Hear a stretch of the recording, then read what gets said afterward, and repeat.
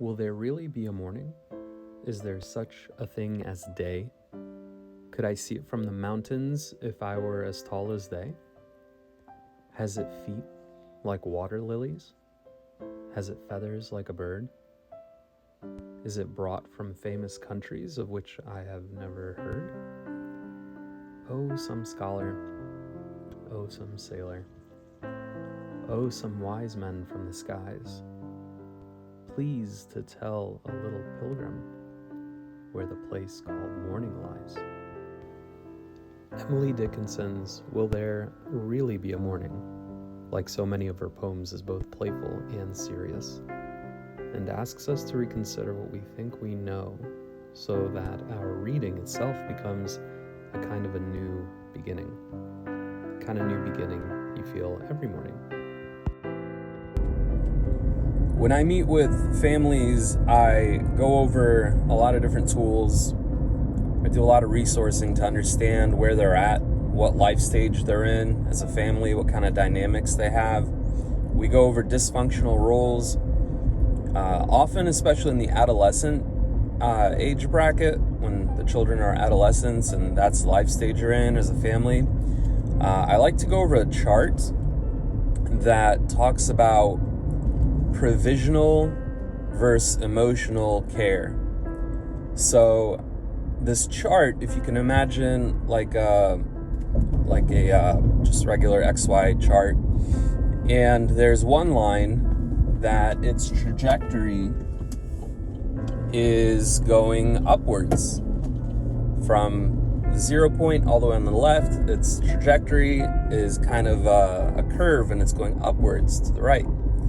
And the other line starts at the top left and has a curve and trajectory going down. And there's an intersect. And we talk about this intersect being during the adolescent stage, during moratorium. So this is around the ages of 15, 16, somewhere around there, all the way to about 25, 24, somewhere around there.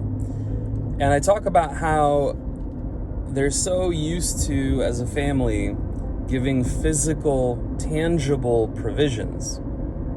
So providing things for their children. That over time, there's going to be a realization that there's going to be less and less actual physical provisions. A child is going to be able to work on that their own. And there's going to be a need over time for more and more emotional provisions.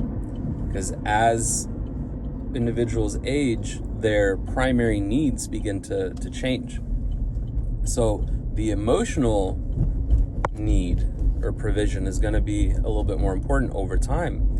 And that point of chaos or intersection is when you're at the two. You're not quite sure how much physical provisions they're able to provide for themselves, and you're not quite sure how much emotional provisions you need to provide or give.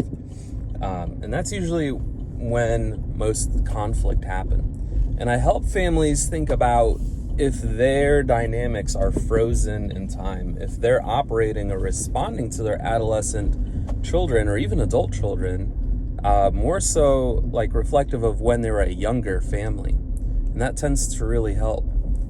You get 18 summers to spend with your kids, and over time understand what those needs are. And it's very active. It's not stagnant. We don't have to be frozen in our family dynamics. We don't have to always respond as if we're back when they were 3 or back when they were 6 or back when this trauma happened or that happened.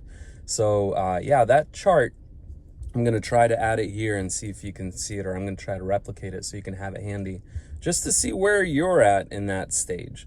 Maybe you're providing a lot of those needs early on. You're an earlier family. Maybe you're a younger family. Maybe you're an older family and you're somewhere and you're not quite sure where you need to be. So it's a good assessment tool. And thank you for watching the video. I appreciate it. Just another Counseling Convos video that I wanted to share with you. Have a good one.